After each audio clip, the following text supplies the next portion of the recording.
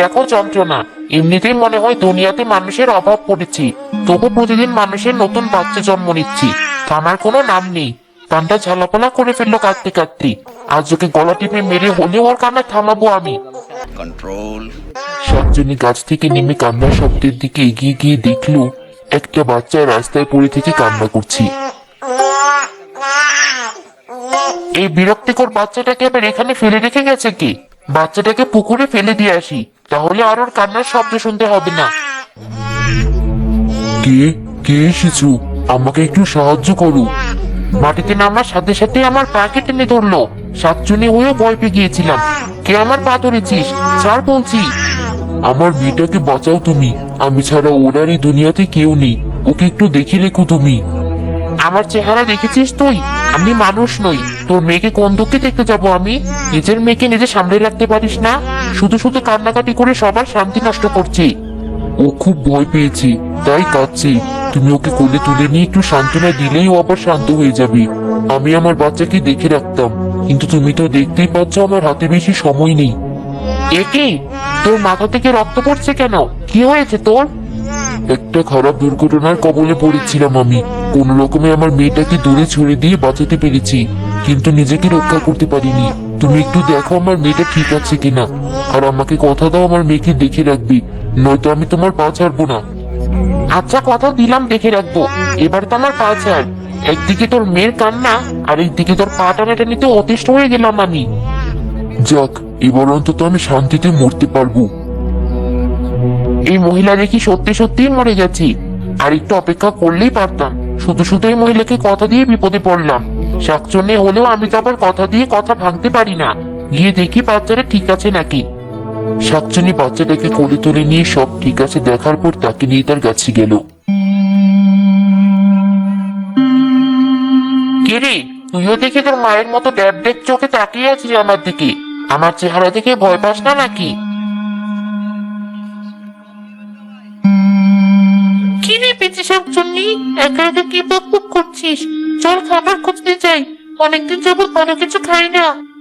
আমি আর যাবো না কোথাও, তুমি যাও। তোর হাতে কি ওটা? মানুষের বাচ্চা? কোথায় পেলি? সে কতক্ষণ আগে মানুষের বাচ্চা খেতাম ধরে ধরে। আজকাল তো মানুষের বাচ্চা পাওয়াই যায় না। কবে থেকে খাই না। আমাকে একটু দিস। কে বলছো তুমি এসব? আমি ওকে খাওয়ার জন্য আনিনি।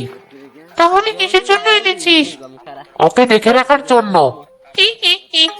তুই শাকচুন্নি হয়ে মানুষের বাচ্চা দেখে রাখবি? মজা করছিস আমার সাথে? খাবারের ভাগতে মেলে সেটা বললেই হয়। মজা কেন করবো? আমি কি তোমার মতো যা সামনে পাবো তাই খাওয়া শুরু করে দেব? সরো এখান থেকে, আমার আরো কাজ আছে। দেখি বাচ্চাদের জন্য কোনো খাবার খুঁজে পাই কিনা।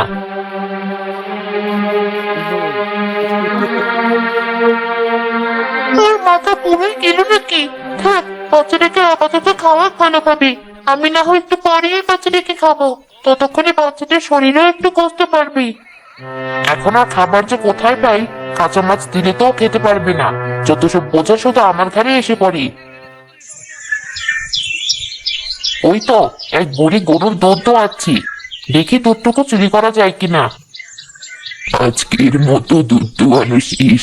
দুধটুকু এখানে রেখে গরুটাকে খাওয়ানোর জন্য ঘাস নিয়ে আসি কটা। ভালোই হলো, বুড়ি একদম ঠিক সময় চলে গিয়েছি। চল তোকে দুধ খাইয়ে আনি। কত ভালোভাবে খাচ্ছি, না জানি কতক্ষণ ধরে না খেয়েছিল। ওই বুড়ি বোধহয় চলে এসেছি। পায়ের শব্দ পেলাম। এখান থেকে কেটে পড়াই ভালো এখন আমার জন্য।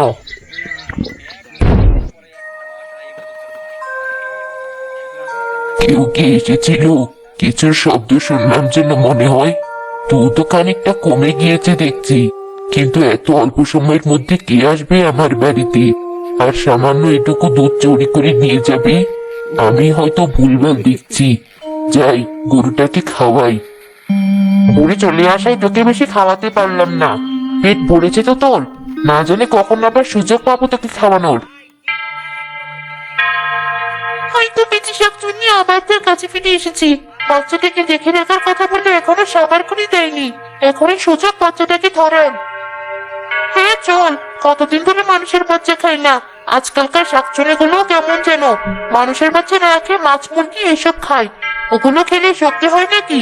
এজন্য তো আমাদের মতো বয়স্ক শাকচুন্নিদের সাথে ওরা পারে না। তা আমি জানি, এজন্যই তো তোমাকে সাথে করে নিয়ে এলাম তোমার প্রিয় খাবার খাওয়ানোর জন্য। জানি তোমার শক্তি অনেক।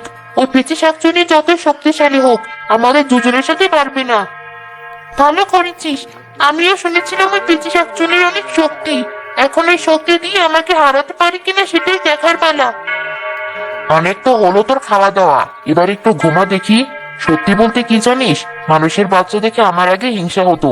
মানুষরা তাদের বাচ্চাগুলোকে কত ভালোবাসে আর আদরে রাখি, কিন্তু আমি শাকচুন্নি বলে কেউ আমাকে ওভাবে ভালোবাসলো না। ওই তো ওর ঘরের বাচ্চাটাই না, এখনই আমার হাত লম্বা করে ওকে আমাদের কাছে নিয়ে আসছি। কি হলো, তুই ঘুমানো বাদ দিয়ে হঠাৎ কাঁদা শুরু করলি কেন?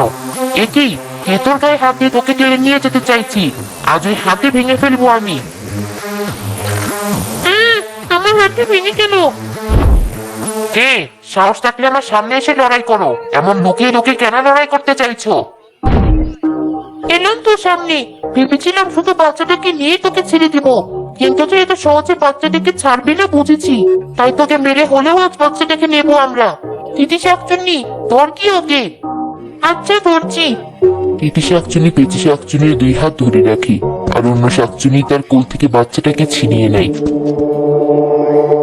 পেঁচি শাকচুন্নি তিতি শাকচুন্নিকে ধাক্কা মেরে ফেলে দিয়ে অন্য শাকচুন্নির চুল টেনে ধরে তার কোল থেকে বাচ্চা নিয়ে পালায়। সামান্য মেয়েটাকে ধরে রাখতে পারলি না? ও পালাচ্ছে তো। কিন্তু ওকে তো তোমার ধরার কথা ছিল, এজন্যই তো তোমাকে নিয়ে এসেছি। ও, বাচ্চার লোভে আমার পরিকল্পনাই ভুলে গিয়েছিলাম। ঠিক আছে, আমি গিয়ে ধরছি ওকে। ওই শাকচুন্নিটা তো ভালোই দ্রুত উঠতে পারে, আর গায়ে শক্তিও আছে বেশ। এই বাচ্চাটাকে কোলে নিয়ে আমি ওর সাথে একা পেরিয়ে উঠবো না। ওকে কোনো নিরাপদ জায়গায়